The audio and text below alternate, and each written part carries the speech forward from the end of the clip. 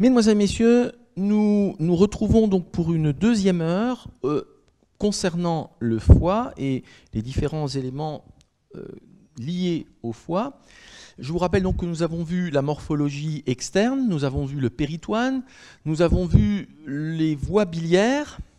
Je vous rappelle qu'une obturation de la voie biliaire principale va amener une stase des sécrétions biliaires et donc au lieu de pouvoir s'évacuer par le système digestif, il y aura une accumulation dans le sang de ces produits biliaires qui ont une coloration jaune, ce qui va amener, passant dans les capillaires, notamment de la peau ou de la conjonctive, à l'ictère, et que assez rapidement, en quelques jours, on va passer au coma hépatique et à la mort. Donc ici, rétablir la continuité de la voie biliaire principale est une question tout à fait vitale. Nous allons maintenant évoquer, comme je l'ai déjà dit tout à l'heure, la segmentation hépatique, qu'on appelle aussi segmentation portale. C'est une description qui est relativement récente, puisqu'elle est due à Quinault, qui était professeur d'anatomie et de chirurgie à Paris, et que la publication principale est de 1958. Ça a révolutionné la chirurgie hépatique. Donc ici, on a la veine porte qui arrive, mais qui va avoir une répartition très précise à l'intérieur du foie, permettant de décrire des segments hépatiques, qui sont au nombre de 8, numérotés en chiffres romains. L'avantage est que chacun de ces segments va correspondre à une branche de division portale. Et donc, en chirurgie hépatique, on pourra aller enlever seulement un segment ou plusieurs segments en conservant le reste du foie, c'est-à-dire que la fonction vitale sera conservée. Parce qu'avant, effectivement, quand on avait une tumeur hépatique, l'issue était la mort. Donc, ce sont les segmentectomies partielles ou les hépatectomies partielles, on va revoir cela, et qui sont basées sur la segmentation porte. Avantage aussi, c'est que les divisions de la veine porte vont correspondre exactement aux mêmes divisions de l'artère hépatique et également aux mêmes divisions des voies biliaires, des conduits biliaires ici. Il y a plusieurs façons de procéder. On va peut-être commencer par un schéma global du foie pour représenter les différents segments. Donc pour cela, je réfléchis à la place qui me reste. Pour cela, ici, nous allons représenter donc le foie en vue antérieure, le bord droit, le bord supérieur qui se moule sur la coupole diaphragmatique droite, puis sur le centre phrénique, puis ici le foie gauche qui va aller jusque vers le niveau du mamelon. Puis nous avons ici le bord inférieur, la région de l'incisure vésiculaire, l'incisure du ligament rond, et nous avons ici le foie gauche, qui est donc une fine languette qui passe en avant de l'estomac. Comme point de repère, nous avons la veine cave inférieure, qui est ici. Veine cave inférieure, donc, que je représente, on l'a dit, elle est très courte, puisque juste au-dessus du foie qui touche le diaphragme, elle traverse le diaphragme, orifice fibreux dans le centre phrénique. Classiquement, c'est à la jonction foliole droite, foliole antérieure. Et nous avons ici donc la veine cave inférieure. Et au point de vue repère sur ce foie, nous voyons le fond vésiculaire, ou si elle est absente, c'est la gouttière vésiculaire, si on l'a enlevée. Voici ici la vésicule biliaire. Et nous pouvons placer le ligament rond ici, ligament rond du foie que nous avons sectionné. Nous pouvons retrouver donc en pointillé la veine cave inférieure qui est donc rétrohépatique et que nous voyons ici passer donc à la face postérieure du foie. Cette veine cave inférieure va recevoir des veines hépatiques, ce que nous avons vu ici. Il y en a 3. Il y a une veine hépatique droite qui va se diriger vers la droite, vers le foie droit. Veine hépatique droite. Donc ici, c'est un foie qui est représenté en transparence. On aurait pu faire encore autrement. Un foie qui est représenté en transparence. Donc veine hépatique droite. Autrefois, on disait sus-hépatique, mais comme il n'y a pas de veine sous-hépatique, ce n'est pas du tout utile de préciser sus. Donc c'est ici la veine hépatique droite. veine hépatique droite, qui vient se diriger vers la droite, au milieu du foie droit, et qui vient ici à peu près donc à mi-largeur du foie droit, veine hépatique droite. Puis on va trouver une veine hépatique moyenne. Cette veine hépatique moyenne vient se diriger presque transversalement vers l'avant, donc elle est oblique, elle vient vers vous, c'est-à-dire c'est ce qu'on voit là, elle vient vers l'avant, on la voit là de face. Cette veine hépatique moyenne ici vient se diriger en direction du sillon vésiculaire et de la vésicule. Veine ici hépatique moyenne qui se jette donc dans la veine cave inférieure. Veine cave inférieure ici, et donc ici la veine hépatique moyenne. Et nous trouvons une veine hépatique gauche qui vient du foie gauche, qui, je vous le rappelle, est très aplatie et s'affine pour faire une languette en avant de l'estomac. Et très souvent, la veine hépatique gauche, vient former un tronc commun, avec la veine hépatique moyenne. Donc très souvent, tronc commun ici, veine hépatique moyenne et veine hépatique gauche. Voici ici le tronc commun, la veine hépatique moyenne, et ici la veine hépatique droite. Donc il y a 3 veines hépatiques qui sont des gros vaisseaux, droite, moyenne et gauche, qui cheminent dans le foie, dans des zones fibreuses, avec donc autour une forme de petit septum fibreux qui entoure ces veines. Et en fait, ceci va pouvoir correspondre à des plans, qui sont donc des plans obliques, qui partent en arrière de la veine cave inférieure et qui suivent le plan de la veine. Donc un premier plan va être oblique vers l'avant et la droite, le deuxième plan est pratiquement antéro-postérieur, et le troisième plan est oblique vers l'avant et la gauche. Donc si on a ces 3 plans, on a 4 parties, 1, 2, 3, 4, qui viennent se former au niveau du foie. Et ces 4 parties, on va les représenter sur une autre vue qui sera maintenant pas une vue transparente, on complétera cette vue dans un instant. Donc ici, une vue, bien sûr, ici ce sont des vues antérieures, donc une autre vue antérieure, où nous allons ici avoir le contour droit du foie, puis le bord supérieur qui se moule sur la coupole, sur le centre diaphragmatique, jusqu'à l'extrémité ici gauche, puis c'est le bord inférieur du foie droit, puis ici l'incisure vésiculaire et l'incisure du ligament rond. Nous pouvons replacer ici donc comme repère la vésicule biliaire, le fond de la vésicule biliaire, ici le ligament rond et vers l'arrière la veine cave inférieure ici. Voilà la veine cave inférieure, très courte, elle a quasiment 1 ou 2 mm au-dessus du foie. On est directement sur le diaphragme et directement dans le segment thoracique et dans l'atrium droit du cœur, dans l'oreillette droite. Voici ici la veine cave inférieure.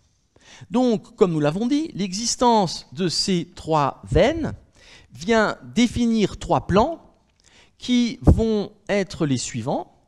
Un plan donc, qui est oblique vers l'avant et la droite. Un plan qui est quasiment transversal vers l'avant. Et un plan qui est oblique vers l'avant et la gauche. Voilà ces 3 plans. Et donc, on a 4 portions qui viennent être définies au niveau du foie par cette architecture interne qu'on ne voit pas normalement à la surface. Je vous rappelle qu'à la surface, la terminologie anatomique, on va même le rajouter. Donc en anatomie, c'est ce qu'on appelle le foie droit, qui est l'essentiel, qui est à droite du ligament falciforme. Donc tout ça ici, on est sur du foie droit. Et ici, on a le foie gauche à gauche du ligament falciforme. Donc sous la superficie, le foie gauche est très petit et ne reflète pas du tout en fait ce qui se passe d'un point de vue fonctionnel à l'intérieur. Nous allons voir que pour chacune des parties, il y aura donc des segmentations de la veine porte particulières. Donc quand on regarde ces trois plans et donc ces 4 zones, la limite entre le foie droit et le foie gauche correspond à ce plan moyen, c'est-à-dire au plan de la veine hépatique moyenne. Donc, nous avons ici le foie gauche et ici le foie droit. Donc, nous voyons là que ça rééquilibre complètement différemment les choses, puisque c'est quasiment moitié-moitié. Ça s'affine ici, mais on a là quelque chose qui est tout à fait différent de ce qu'on voyait d'un point de vue anatomique. Ça, c'est vraiment fonctionnel. Comment vont se bifurquer les éléments veineux, artériels et hépatiques, et base donc de la chirurgie. Donc, quand en chirurgie on parle d'une hépatectomie droite, ça veut dire qu'on va enlever toute cette portion ici à droite du plan de la veine hépatique moyenne. Hépatectomie gauche, ce n'est pas du tout ce qu'on a vu d'un point de vue anatomique. Ça, c'est hépatectomie droite, hépatectomie gauche. On enlève, là, en gros, la moitié du foie. Ce qui est intéressant, c'est que le parenchyme hépatique est un parenchyme qui régénère très bien. Donc, c'est-à-dire que si le parenchyme est sain par ailleurs, mais ça veut dire que si on enlève du foie, on peut jusqu'à 15, entre 10 et 20% de foie restant récupérer la masse globale d'hépatocytes. Il faut bien sûr que ce soit sain. Donc si c'est pour une tumeur, ça ne pose pas de problème. Si c'est une cirrhose, il ne pourra pas régénérer et ça ne suffira pas. C'est pour ça qu'on fera éventuellement une greffe. Donc dans cette segmentation, qui est la segmentation de Quinault, qui est universellement utilisée, la segmentation de Quinault, donc anatomiste chirurgien parisien, 1958 ici, il y a 8 segments qui sont numérotés de 1 à 8. De 1 à 8. Pour cela, on se base donc sur la bifurcation de la veine porte, on va le redire, et globalement, on va voir qu'il y a une partie chaque fois postéro-supérieure et antéro-inférieure, ce qui fait que je redivise ici la partie gauche en deux. La partie moyenne ici, je ne la divise pas, et je redivise ici les deux parties droites en deux.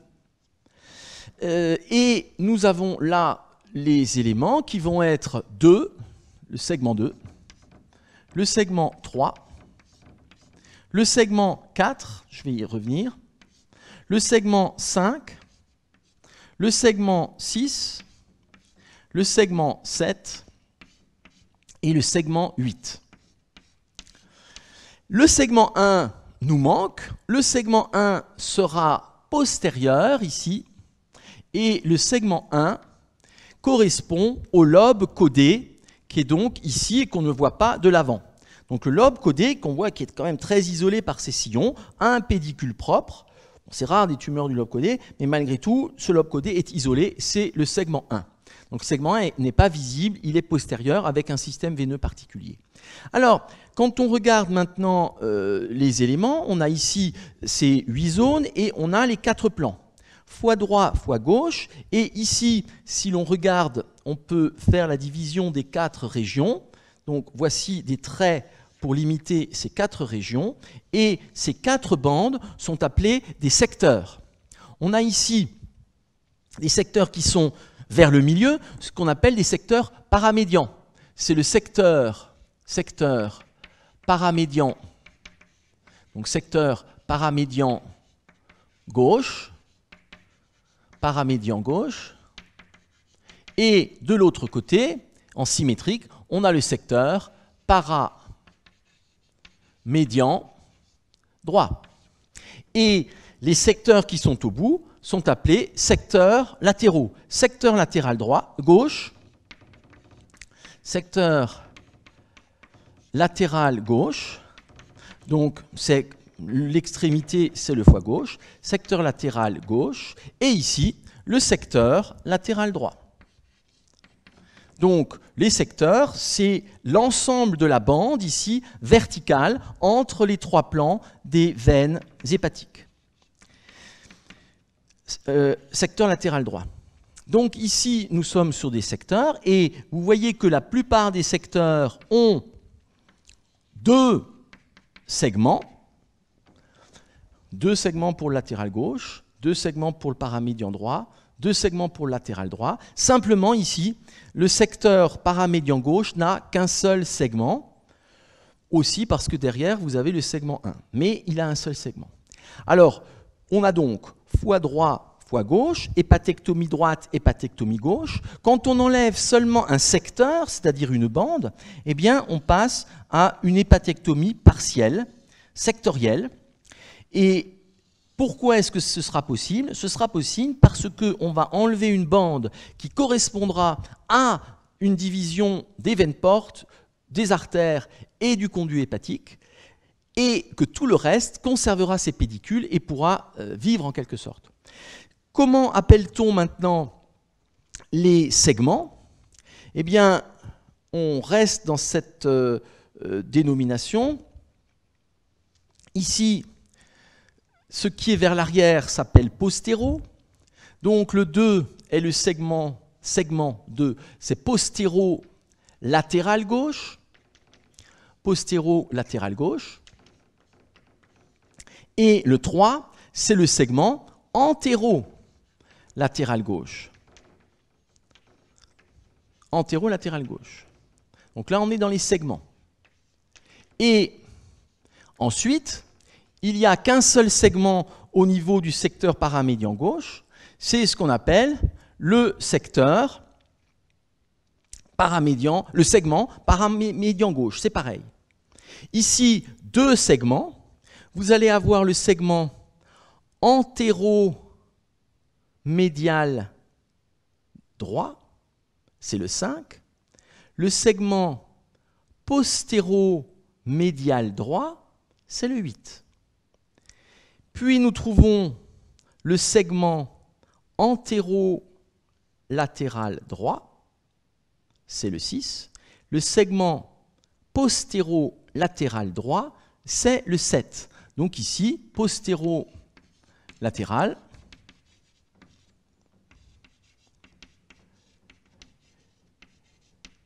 et antéro-latéral. Pourquoi? Parce qu'effectivement, ici, on est beaucoup plus en arrière. Là, on est vers le bord antérieur. Donc, le segment ici, 6, il va être ici vers l'avant. Le segment 7, il sera vers l'arrière et au-dessus. On est vers l'arrière et au-dessus. Et là, on est sur antérolatéral. Le segment 1, c'est le segment du lobe caudé. Donc, je reprends.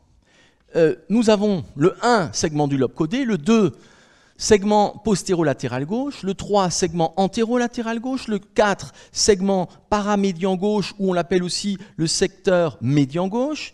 Ensuite, nous trouvons ici le segment antéromédian droit, le 5, le segment antérolatéral droit, le 6, le segment postérolatéral droit, le 7, le segment postéromédian droit, le 8. Alors c'est une drôle de numérotation, a priori, vous voyez qu'on tourne en fait dans les sens des aiguilles d'une montre. 1, 2, 3, 4, 5, 6, 7, 8. Donc sens des aiguilles d'une montre, mais c'est aussi une forme un peu de colimaçon, je vais vous le redire. Et vous voyez que, par exemple, le sommet ici du foie, le dôme du foie, va correspondre aux segments 7 et 8. Donc cette partie là-haut, c'est segments 7 et 8 pour le foie droit. L'intérêt est aussi, donc en chirurgie, pour enlever seulement un segment, segmentectomie, hépatectomie partielle, et donc on conserve dans ce cas-là l'avantage de tout le reste du foie. Et c'est aussi en imagerie, puisque quand on fait une échographie hépatique, ce qui est un geste extrêmement courant, quotidien, lorsqu'on va détecter une anomalie, on va préciser où elle est. On ne va pas simplement dire il y a un kyste hépatique. On va dire il y a un kyste hépatique dans le segment 6. Il y a 3 kystes hépatiques dans le 6, le 5 et le 4. Ou alors c'est polykystique, dans ce cas-là on ne numérote plus. De même, si vous avez un angiome hépatique ou si vous avez une tumeur hépatique, vous allez préciser que la tumeur est dans le segment 7. Si vous avez des métastases partout, ben là vous dites qu'effectivement il y a des métastases dans l'ensemble du foie. Pourquoi cette numérotation? Cuinot était parisien et il s'est inspiré de la numérotation des arrondissements de Paris, qui se fait de façon hélicoïdale en quelque sorte. Donc on va le mettre en chiffres romains, le premier arrondissement, qui est la cité, puis on a le deuxième, le troisième, le quatrième arrondissement, De l'autre côté de la Seine, vous avez le 5e, le 6e. Puis vous avez le 7e, la Tour Eiffel. Vous refranchissez la Seine, vous êtes sur le 8e. Puis au nord, là, vous avez le 9e. Nord-est, vous avez le 10e. Nord-est complètement, vous avez le 11e. Vous avez ensuite le 12e, la gare de Lyon. Vous repassez la Seine, vous êtes dans le 13e, ce qu'on appelle souvent le quartier chinois. Vous avez ensuite le 14e au sud. Puis vous avez le 15e sud-est. Puis vous avez le 16e de l'autre côté de la Seine, etc. Donc, cette numérotation ici des quartiers, des arrondissements de Paris a inspiré Quinault pour la numérotation des segments, avec ici, on pourrait mettre la Seine qui passe ici, et le premier qui est un cheval. Donc, voilà cette numérotation en système, on va dire, un peu horaire, mais avec cet enroulement un peu hélicoïdal. Pour revenir donc aux pédicules hépatiques et à ce qui se passe pour la veine porte, que je vais mettre peut-être pour une bonne lisibilité dans une autre couleur, bon, quoique ça va confondre avec les pédicules hépatiques, donc je vais le mettre en bleu clair. Là, le foie est transparent, ici on a la région du île ou porte qui va être à ce niveau moyen, et nous voyons arriver la veine porte. Veine porte ici, je réfléchis, je vais quand même prendre du violet, puisque de toute façon c'est la même segmentation que les voies biliaires. Ce sera plus lisible. Donc voici ici la veine porte qui arrive. Veine porte, qui va venir au niveau du île du foie se diviser en deux branches, branche portale droite, branche portale gauche. Et on est bien là, exactement au milieu. La branche portale gauche, puisque 1 et 2 sont là-bas, eh bien, va se diriger transversalement ici vers la gauche, branche portale gauche, et va donner au bout deux branches, une pour le segment 2, une pour le segment 3. Donc, on a là bien ces éléments qui vont vasculariser avec une grosse veine pour un segment donné. Donc ici, la branche portale gauche, qui est moins grande que la droite, puisque le foie gauche est quand même un petit peu plus limité. Le 2 et le 3, ce sont des languettes en avant de l'estomac. Donc ici, 2, 3. Les veines du segment 1 partent ici vers l'arrière par une veine propre. Ici, on a le segment 1. Et pour le segment 4, c'est une veine qui naît de la partie gauche et qui vient remonter ici avec une sorte de crosse ou de boucle. Voilà la veine du segment 4, segment paramédian ou médian gauche. Puis du côté droit, nous allons avoir ici de la même façon donc une veine porte, une branche portale droite, qui au bout viendra se diviser en deux, une branche pour le segment 6 vers le bas, et une branche pour le segment 7 vers le haut. Donc là, c'est une grosse branche portale, et donc qui vient se terminer par une veine pour chacun des segments 6 et 7, segments latéraux, et nous trouvons une veine qui descend ici vers le bas, qui vient se destiner au segment 5, et de cette veine qui descend vient se former une boucle qui remonte pour le segment 8. Donc voilà, c'est cette segmentation portale, ce sont les branches de la veine porte ici, qui viennent correspondre systématiquement à un segment donné.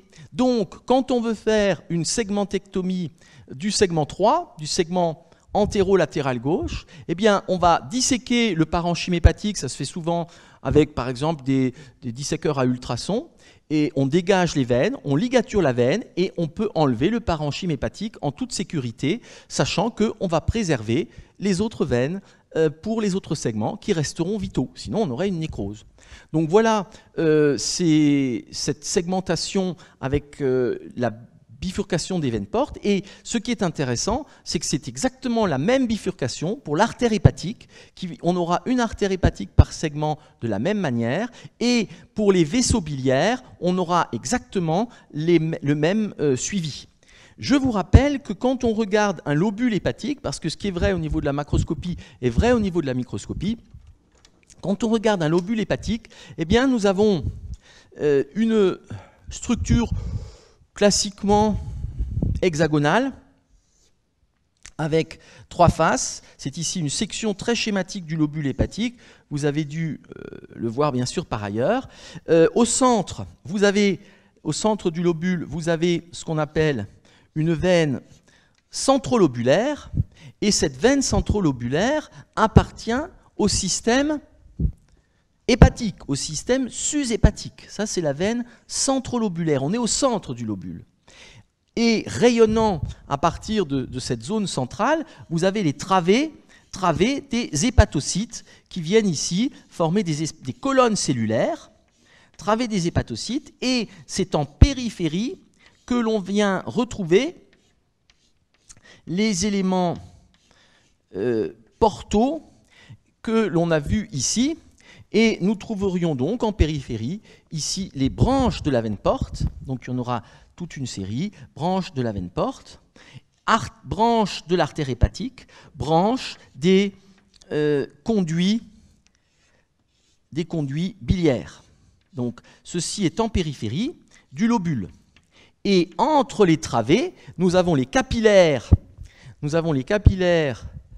Portes, donc, qui permettent l'échange des substances entre les hépatocytes, et ensuite un sang en quelque sorte détoxifié qui va vers la veine centrolobulaire. Et ceci explique bien que nous soyons là dans des systèmes qui permettent de trouver des travées, puisqu'en périphérie du lobule hépatique, nous avons des cloisons fibreuses. Donc bien sûr, il y a un lien direct, puisque les grosses branches vont aller vers des branches de plus en plus petites jusqu'à des capillaires, et on retrouve la même chose jusqu'au niveau microscopique. Bien entendu, c'est toujours ce qu'il faudrait essayer de faire. Le grossissement, la microscopie, n'est que la suite de la macroscopie. Les gens l'oublient trop souvent. Donc voilà ici le lobule hépatique avec cette continuité entre le système centrolobulaire que vous avez étudié en histologie, lobule hépatique, veine centrolobulaire, et en périphérie, les éléments portaux, c'est-à-dire qui viennent par le hile ou porte, et ce sont les ramifications de la veine porte. Donc, beaucoup d'applications, c'est la base de l'imagerie, vous verrez dans des comptes rendus d'échographie, nodule du segment 6, c'est important de savoir où c'est, parce que la prochaine fois, on va aller vérifier ce qui se passe dans le segment 6, et ou s'il y a quelque chose qui s'est passé ailleurs. Nous allons terminer par 2 choses. Nous allons évoquer ce qu'on appelle le pédicule hépatique, qui fait une question en soi. On pourrait passer 1 heure sur le pédicule hépatique. De toute façon, je vous ai dit, ce sont vraiment quand même des bases que nous faisons là. Nous avons 8 heures de cours qui ont été, à titre exceptionnel, condensées en 7. Sachant que, par exemple, il y a des DU, diplôme d'université d'anatomie chirurgicale de l'abdomen, donc qui correspond exactement au même programme, et c'est 120 heures de cours. Donc là, c'est vraiment la base de la base. Donc nous allons voir le pédicule hépatique, et puis nous ferons une coupe pour voir les rapports, pour rappeler quelques éléments de rapport du foie. Donc pour voir le pédicule hépatique, on va faire un gros plan de la région de la petite courbure, de l'estomac, que voici, et qui nous mène donc à la région duodénale. Ici, la grande courbure. Nous sommes là sur l'estomac, petite courbure, donc on a fait un agrandi. Le duodénum, et entre les deux, ici, la région donc du pylore, que l'on ne voit pas à l'extérieur, mais je vous ai dit, il y a un renforcement musculaire, ce qui fait que quand on palpe au bloc, donc ça ne se voit pas en endoscopie, mais c'est effectivement là quand on fait une laparotomie, eh bien on peut palper cette région qui est épaissie par les fibres circulaires du sphincter. Donc nous sommes ici sur l'estomac et donc sur la petite courbure de l'estomac. Nous allons ensuite placer le foie. Foie que nous aurons récliné vers le haut. On peut récliner le foie vers le haut puisqu'il y a ce péritoine, on peut jouer, passer la main, on le repousse et on joue en général sur l'élasticité de la cage thoracique et sont des étudiants hospitaliers, ce qu'on appelle classiquement des externes, qui tirent sur le rebord du thorax pour écarter et qu'on puisse aller voir le foie. Et ce foie est mobile et on va le relever vers le haut. Nous allons voir ici quelque chose qui correspond à peu près à la jonction entre la face viscérale et la face postérieure du foie, donc qui va être relevé. Et ici, nous avons le foie qui est relevé avec son bord antérieur, la région de l'incisure vésiculaire, la région de l'incisure du ligament rond. Et ici, nous sommes sur le foie gauche qui vient donc cacher la petite courbure. Ceci, c'est la face inférieure du foie. Donc pour voir cela, si on est au bloc, on met des écarteurs, sinon on mettrait éventuellement des aiguilles ou des crochets. Là, on va mettre des écarteurs. Donc ici, on met des écarteurs pour montrer que l'on a récliné le foie. On pourrait aussi le faire avec la main, sauf que c'est moins ergonomique hein, et qu'on se fatigue plus rapidement qu'avec des écarteurs qui ont été conçus pour cela. Donc ici, on a placé des écarteurs et on a soulevé le foie vers le haut. On voit la face inférieure. Ce qui est possible, elle est recouverte de péritoine. Sur cette face inférieure, qu'est-ce que l'on voit puisqu'on l'a relevé? Eh bien, on va voir le niveau du île. Niveau du île qui sera ici visible sur la face inférieure du foie. Voilà ici le île. Et vers ce île vient arriver la veine porte. Veine porte qui est tendue au-dessus de la région gastro-duodénale. On est dans la région de la petite courbure. Voici ici cette veine porte qui est oblique vers l'avant et la droite, mais aussi donc vers l'avant, le haut et la droite. Je vous rappelle ici, on a souvent l'impression qu'elle vient que vers le haut et la droite, mais elle vient bien vers l'avant, elle est rétropéritonéale et elle vient en avant. Donc ici, on la voit partir vers le haut et la droite, mais il faut imaginer bien sûr qu'elle vient obligatoirement vers vous. Voici ici la veine porte, qui est donc née en arrière de l'estomac, comme nous l'avons déjà vu. Et au niveau du île, eh bien, nous allons trouver les deux branches portale, droite et gauche, celle que nous avons présentée à l'instant dans la segmentation hépatique. Voici ici la veine porte, disons dans ses rapports vrais, veine porte ici, dans ses rapports avec le île hépatique, donc tendue depuis la région postérieure du pancréas et la petite courbure, le duodénum, vers le île du foie. Qu'est-ce que l'on trouve à la face inférieure du foie? Eh bien, on va trouver le ligament rond qui sera obligatoirement, toujours là ici, on ne le coupe pas, qui sera attaché à la paroi. Je le coupe ici, mais en fait, il continuerait vers la paroi, il est récliné, et qui vient se poursuivre au niveau du sillon du ligament rond qui part en direction de la région hilaire, portale, foie gauche, lobe carré. Et donc en profondeur, le ligament rond, donc obturation de la veine ombilicale, continue. Donc voici ici ce foie qui est récliné, c'est ici une structure pleine, on peut quand même le rappeler parce que sinon on a parfois un peu de mal entre ce qui est plein et ce qui est creux. Nous sommes ici sur le foie, c'est ici la face inférieure du foie gauche, segment 2, segment 3, et nous avons ensuite ici le lobe carré, qui correspond au segment 4. Et nous arrivons sur la partie du lit vésiculaire, donc du sillon vésiculaire, et nous trouverions ici le fond de la vésicule biliaire, la vésicule biliaire, qui va nous mener à un coude vers le conduit cystique, et que nous retrouverons dans un instant. Voici ici la vésicule, qui est donc adhérente à la face inférieure du foie, et comme nous l'avions dit, qui est recouverte de péritoine pariétale. Et nous pouvons ici placer ce parenchyme du lobe carré.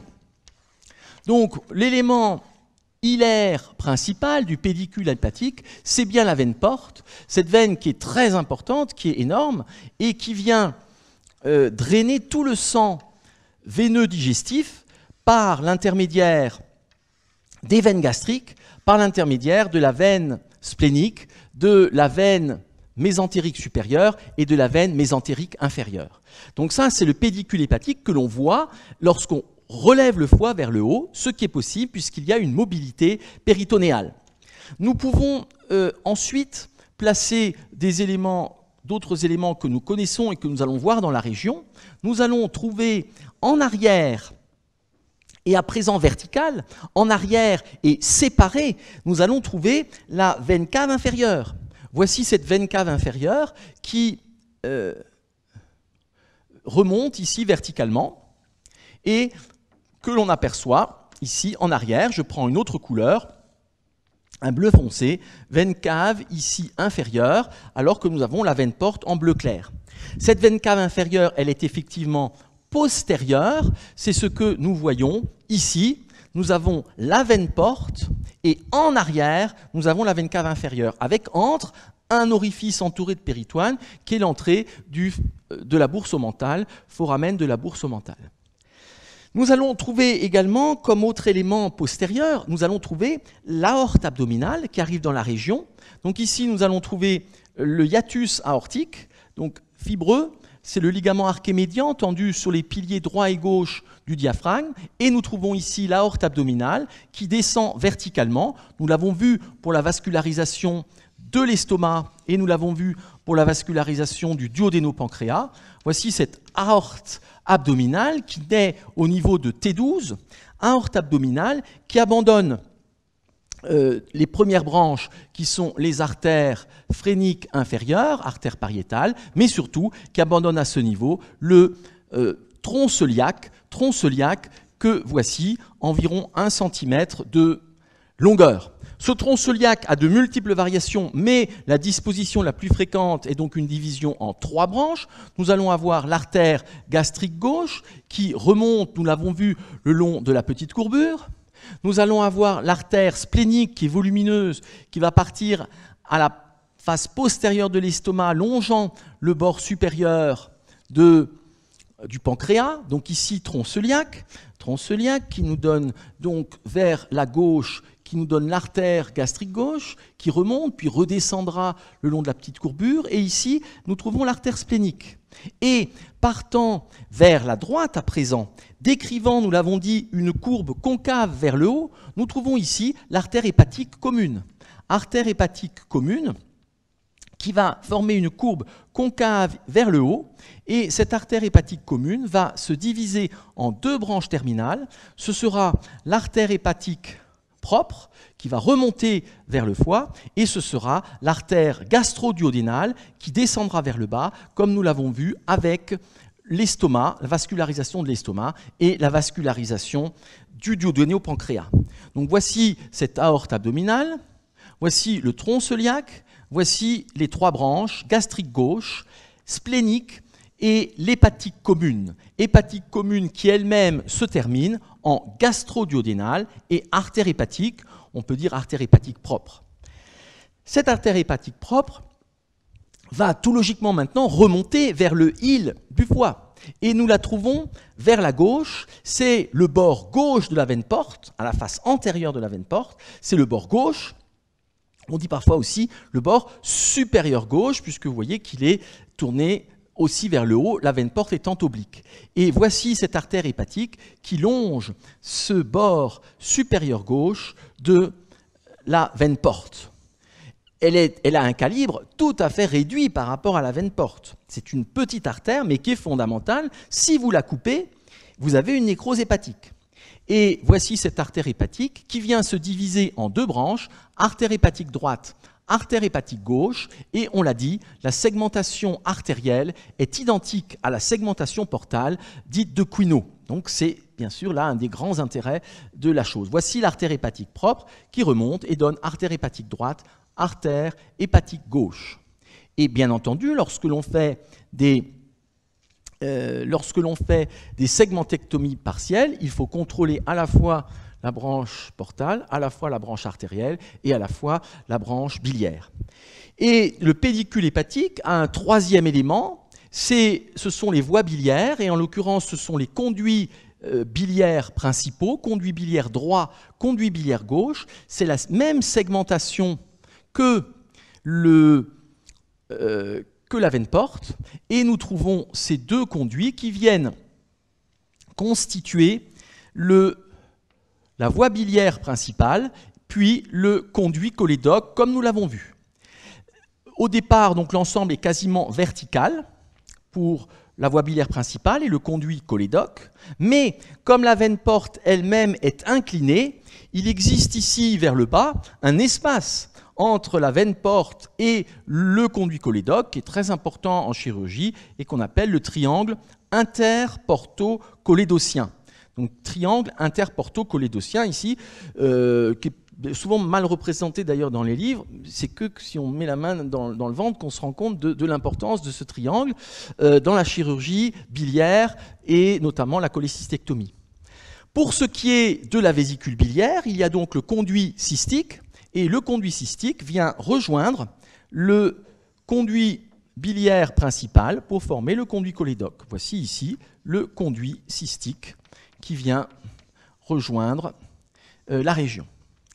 Il existe une artère cystique qui a un trajet variable. Je ne vais pas rentrer dans le détail ici, mais cette artère cystique va partir souvent de l'artère hépatique droite, ici, et va rejoindre le conduit cystique et la vésicule biliaire.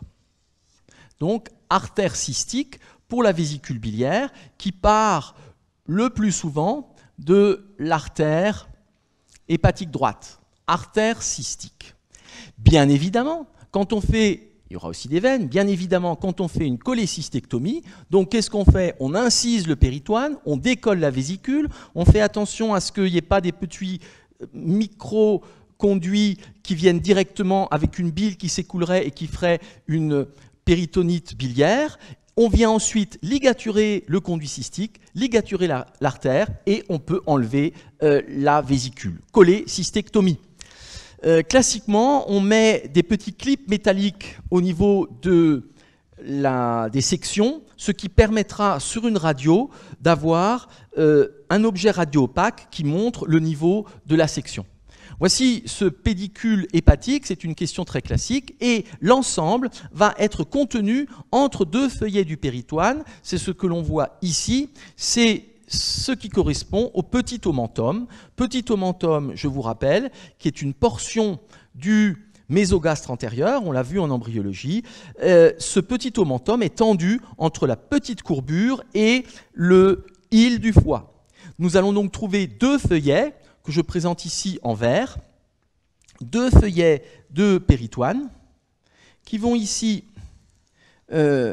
former un feuillet antérieur qui va passer en avant de la région du pédicule et qui se poursuit ici en avant au niveau de l'estomac. Pas tout à fait, on va faire un tout petit peu autrement. Et un feuillet postérieur qui passe ici en arrière du pédicule et qui passera sur le bord, sur la petite courbure. Donc on voit ici ces deux feuillets qui font que le pédicule peut bien passer dans un repli péritonéal. Ces deux feuillets, c'est quoi? C'est ici les deux feuillets que nous voyons là. Ces deux feuillets, c'est quoi? C'est les deux feuillets que nous voyons là. C'est ça qui est inversé que nous représentons. Et donc ça, on est bien dans le petit omentum. Ici, c'est bien le petit omentum. Et là, on a représenté en vue réelle, on va dire le petit omentum. Qu'est-ce que nous voyons? Eh bien, ici, sur la droite, nous voyons le bord du petit omentum, ici, qui est libre. Et c'est là où on peut passer le doigt, c'est-à-dire ce bord va correspondre à l'extrémité droite. On peut passer le doigt derrière et se retrouver dans la bourse omentale, c'est-à-dire se retrouver derrière l'estomac. Et donc, quand on passe le doigt ici, on passe le doigt donc derrière le bord du petit omentum, ici, et on passe le doigt derrière la veine porte, et entre la veine porte et la veine cave pour se retrouver ici. Donc là, c'est une expérience qu'on ne peut faire que vraiment soit en dissection, soit au bloc, de sentir cet orifice qui va permettre d'avoir en avant tout le pédicule, la veine porte qui est très grosse, et dans le pédicule, on sent l'artère qui est petite, mais c'est une paroi musculaire, c'est un cordon qui est dur, et on sent aussi le cordon dur du conduit cholédoque. Il faut donc inciser le péritoine, ce qu'on a fait, pour voir ces éléments. Si l'on regarde in vivo, qu'est-ce qui se passe? Eh bien, le petit omentum, ce sont 2 feuillets. Là, on l'a ouvert. Donc, in vivo, qu'est-ce qu'on aurait? Eh bien, si on a la face inférieure du foie, on a ici la même structure, mais simplement, on aura le feuillet antérieur du petit omentum, qui sera ici, donc c'est un feuillet péritonéal, et qui est donc placé entre la petite courbure et le foie. Voici ici la petite courbure. Et la petite courbure qui est ici, et donc le petit omentum est tendu entre la petite courbure et l'estomac, petite courbure de l'estomac, pardon, et le foie. Voilà l'estomac, ça c'est quand on a encore le feuillet péritonéal, et vers le haut, on est ici sur le foie. Là, on est sur le foie. Donc, pour voir cela, il faut ouvrir ce feuillet antérieur et par transparence ou par palpation, eh bien, on sent les éléments du pédicule hépatique, c'est-à-dire, on peut les mettre ici en pointillé, on va les mettre en vert en relief. On a ici donc la veine porte et on a artère et cholédoque, ici donc, que l'on sent à travers ce feuillet. Il y a un bord libre du petit omentum, et quand je passe le doigt ici, je passe le doigt derrière ce bord libre, et je passe le doigt derrière la veine porte en avant de la veine cave inférieure, et je me retrouve ici, donc caché par du péritoine, et si je prolonge ici, je suis derrière l'estomac, et je suis là dans la bourse omentale. Le dernier petit point que nous verrons, c'est une coupe sagittale qui passe par le milieu de la région subphrénique gauche, qui passe par le milieu du foie droit. C'est une coupe qui sera très simple et que je ferai schématiquement. C'est un petit peu l'homologue de celle qu'on a fait au niveau du milieu de la région subphrénique gauche. Nous allons avoir en arrière les éléments costaux jusqu'au 10e arc. Donc on descend ici relativement bas, et en avant nous aurons les éléments costaux antérieurs qui descendent moins bas puisque le thorax est assez largement ouvert vers l'avant. Je remets très schématiquement les muscles intercostaux. Ici il y aurait 3 couches, intercostal externe, moyen, interne. Nous pouvons placer un repère qui nous montre que l'avant est ici à droite, le haut, et sur cette coupe sagittale antéro-postérieure, nous pouvons placer le diaphragme qui remonte donc formant une coupole convexe à l'intérieur du thorax, diaphragme qui s'insère en avant et en arrière sur le bord inférieur du thorax. Vers l'avant, sous le rebord costal, qu'est-ce que nous avons? C'est la paroi abdominale que je symbolise ici d'un trait, donc muscle de la paroi abdominale ici en avant, et donc la paroi, je ne reviens pas sur le détail de la constitution et des fascias de la paroi antérieure de l'abdomen. Et ici, nous aurions la paroi postérieure du thorax. Alors, qu'est-ce que nous allons trouver? Nous allons trouver tout d'abord le rein gauche, je crois qu'on l'avait mis peut-être en violet quelque part. Ici, voici le rein gauche, droit, pardon. Le rein droit, c'est une section ici sagittale, qui a un axe qui est oblique vers le bas et l'avant, et ce rein droit, que l'on voit ici est à moitié sous-costal et à moitié en dessous des côtes. Nous pouvons représenter ici des pyramides et c'est une section très schématique ici du rein droit.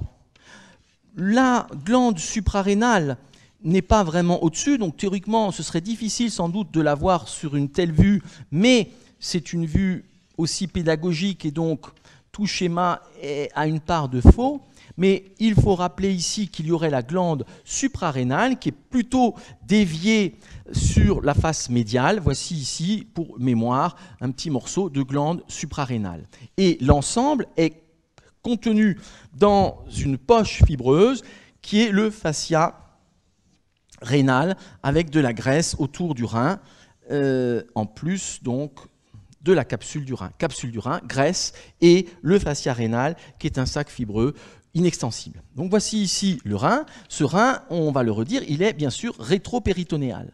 Qu'est-ce que nous avons? Eh bien au-dessus, nous allons trouver le foie que je vais remettre ici en ocre, foie dont on va voir la face diaphragmatique qui est, je fais volontairement à distance du diaphragme, bien sûr tout est serré, face diaphragmatique qui est convexe, ici c'est aussi ce qu'on appelle la face supérieure et qui se prolonge par la face antérieure que nous allons voir ici.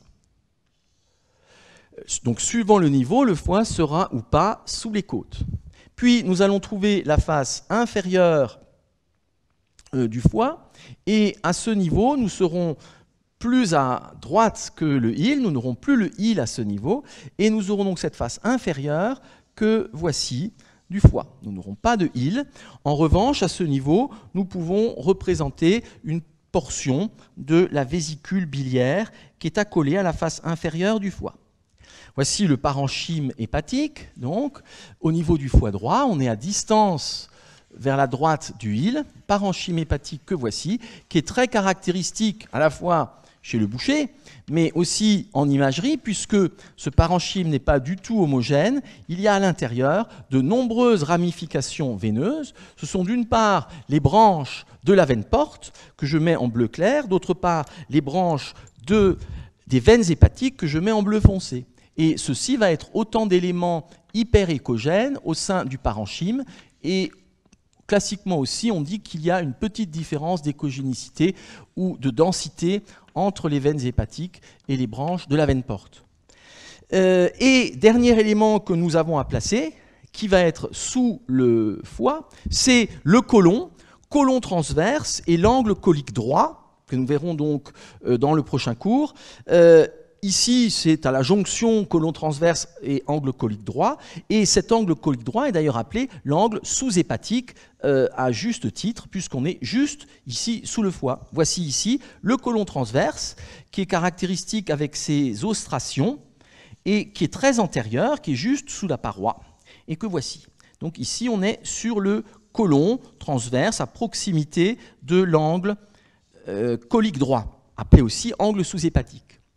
Tout ça est toujours facile, mais nous avons maintenant le péritoine. Alors le péritoine, si on le fait avec méthode, c'est facile aussi. Nous allons trouver ici le péritoine qui tapisse la face antérieure du foie, ce que nous avons vu. Et ce péritoine qui tapisse la face antérieure du foie se poursuit au bord inférieur en recouvrant ici la vésicule, puis se poursuit en recouvrant toute la face viscérale. Et là, à la partie postérieure, eh bien, il y a une réflexion vers le péritoine pariétal postérieur, c'est-à-dire à la face antérieure du fascia rénal, puisque le rein est rétro-péritonéal. Ensuite, ici vers le haut, eh bien, c'est le ligament coronaire, c'est-à-dire qu'on a cette réflexion du péritoine hépatique sur la paroi abdominale antérieure. Et ici, on a bien une zone dépourvue de péritoine qui sera l'area nuda. Il nous faut encore placer le mésocôlon transverse qui réunit le côlon transverse, on le reverra, on l'avait vu en embryologie, à la paroi postérieure. Voici ici cette lame horizontale qui vient fixer le côlon transverse à la paroi postérieure. Donc, quand on ouvre l'abdomen, qu'est-ce qu'on peut faire? Eh bien, quand on ouvre l'abdomen, je peux passer dans la cavité. Bien sûr, je vous l'ai dit, les organes sont plus petits, tout se touche en réalité, les espaces ne sont pas grands comme ça, mais là, je peux passer la main ici entre le foie et la paroi, le diaphragme. Je bute ici sur le ligament coronaire. Si je veux enlever le foie, il faut le couper, et décoller ici. Je peux ici passer la main et soulever le foie. Quand je soulève le foie, je vais voir la vésicule et la face viscérale. C'est ce qu'on a fait ici. Et quand je passe la main, ma main ici passe entre le foie et le rein et je bute ici au fond. Et ça s'appelle l'espace inter-hépatorénal. Sous le foie, j'ai ici le côlon transverse qui est mobile puisqu'il y a une lame ici transversale qui lui amène les vaisseaux et cette lame transversale, c'est le méso-côlon transverse. Et dessous, nous trouverons les anses intestinales grêles comme nous le reverrons. Alors, cet espace inter-hépatorénal, lorsque l'on est allongé sur le dos, est un des points les plus bas, donc les plus postérieurs, de la cavité abdominale, au sens large, la cavité péritonéale. Les deux points les plus bas, c'est le cul-de-sac de Douglas et cette région. Ça veut dire que quand on a un minime épanchement péritonéal, les premiers endroits où on va avoir du liquide, c'est ici, dans l'espace interhépatorénal, fine lame, et ou dans le cul-de-sac de Douglas. Ça veut dire que quand on a un épanchement minime, ce n'est pas obligatoirement nécessaire de regarder tout l'abdomen pour chercher du liquide. En revanche, c'est là où il va être en premier, comme dans le cul-de-sac de Douglas, et c'est extrêmement sensible, notamment en échographie, puisque vous avez ici du parenchyme qui va être gris, et là, on sera, eh bien, de manière hypoéchogène, on sera noir. Donc on aura deux parenchymes qui vont être limités par une petite zone noire, même si vous avez quelques millilitres, ça va se voir dans l'espace interhépatorénal lorsque l'on est allongé. Voilà donc ces différents éléments. Vous voyez que la face antérieure et supérieure du foie répond au diaphragme, au thorax, au poumon, que la face inférieure ou viscérale va répondre au rein gauche, à la glande suprarénale, va répondre ensuite au cadre duodéno-pancréatique et dessous répond au côlon transverse. Voilà, je vous remercie pour votre attention. Nous nous retrouverons donc pour 2 heures encore, une sur le côlon et une sur l'intestin grêle.